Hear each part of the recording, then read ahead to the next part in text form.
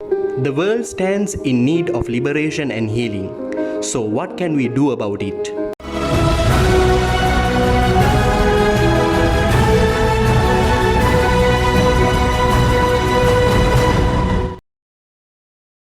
Healing and liberation are two things human beings are in need of. People all around the world try out thousands of ways and means for healing and liberation.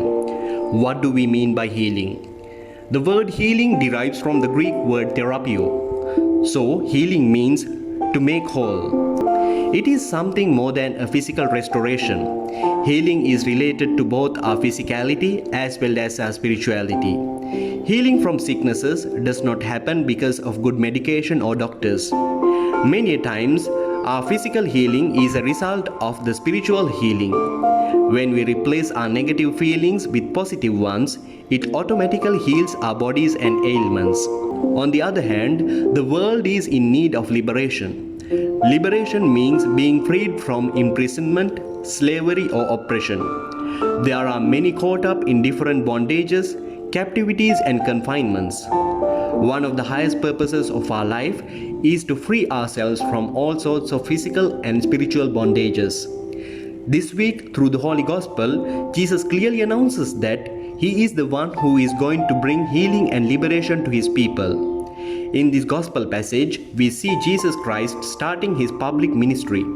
Jesus was baptized in River Jordan, and thereafter He returned to His hometown, Nazareth. It was a Sabbath day, and the very first thing Jesus did was going into a synagogue in his hometown. There, he was given the book of Isaiah to read out. Jesus chose the place where it was written, "The Spirit of the Lord is upon me, because He has anointed me to preach good news to the poor. He has sent me to proclaim release to the captives and recovery of sight to the blind, and to set at liberty those who are oppressed, and to proclaim the acceptable year of the Lord." After reading this, the eyes of all those who were in the synagogue were fixed on Him. Then Jesus said to them, "Today, this text has been fulfilled in your hearing." This was how Jesus officially began His mission on earth. He took His mission statement from Prophet Isaiah and personalized those words. Our Lord announced that He is the anointed one whose task is to bring healing and liberation to the whole world. Before He began His preaching, miracles, and exorcisms, Jesus wanted everyone to know His vision and mission. He tells that He would be going after the poor, the captives, the sick, the blind, and the downtrodden. Jesus is challenging us today with His mission statement. He is asking us as a shepherd, are you dreaming of serving those who are rich and powerful? Again, He is questioning us. Do you plan to gain something for yourselves by your mission? Jesus wants us to know that through our baptism, we are anointed to heal and to liberate those who are weak.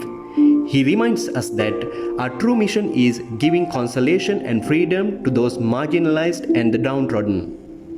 In today's second reading, St. Paul compares the whole church into a human body with many organs.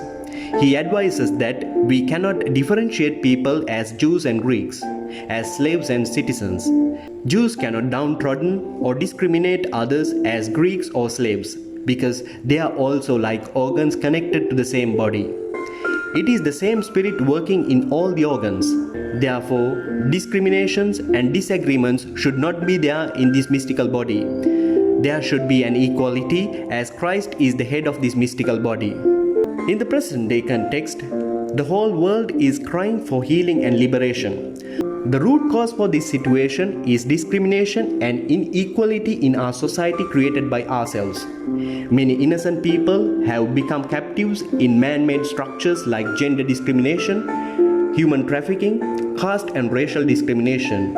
A vast population is crying for healing and liberation because the rich and powerful have taken the law and justice into their hands, and they thrive by manipulating the weak and the poor.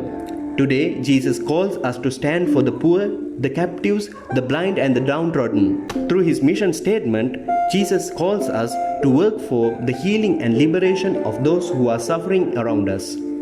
He wants us to treat the poor and the marginalized with equality and dignity. So, let us work for the healing and liberation of those who are oppressed and marginalized.